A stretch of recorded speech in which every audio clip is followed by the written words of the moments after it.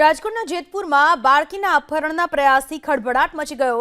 કોડીલાઈન વિસ્તારમાં બાળકીના અપહરણનો પ્રયાસ થયો। બાળકી પિતા સાથે કામ અર્થે મેંદરડાથી જેતપુર આવી હતી।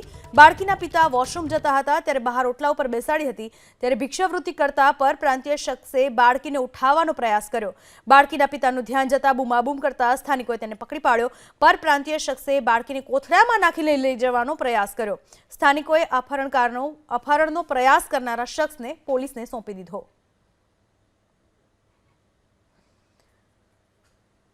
નજર હટી દુર્ઘટના ઘટી જેવી ઘટના અહીંયા બનવા પામી છે। એક બાળકી તેના પિતા સાથે કામ અર્થે આવેલી હતી। પિતા વોશરૂમ જતા બાળકીને ત્યાં બહાર ઓટલા ઉપર બેસાડી હતી અને ભિક્ષાવૃત્તિનું દોડ કરનારા એક શખ્સે આ કોથળામાં બાળકીને ઉઠાવીને લઈ જવાનો પ્રયાસ કર્યો હતો, પરંતુ એ જ સમયે બાળકીના પિતાનું ધ્યાન જતા બાળકીના પિતાએ બૂમાબૂમ કરી આસપાસથી સ્થાનિક લોકો પણ દોડી આવ્યા અને આ શખ્સને પકડીને પોલીસના હવાલે કરવામાં આવ્યો।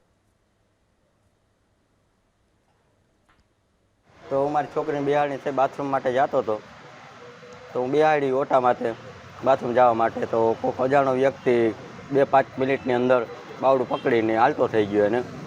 તો હું એટલી વારમાં આવી ગયો, મેં જોયું કે મારી દીકરી જાય છે, તો એ કોથળામાં નાખતો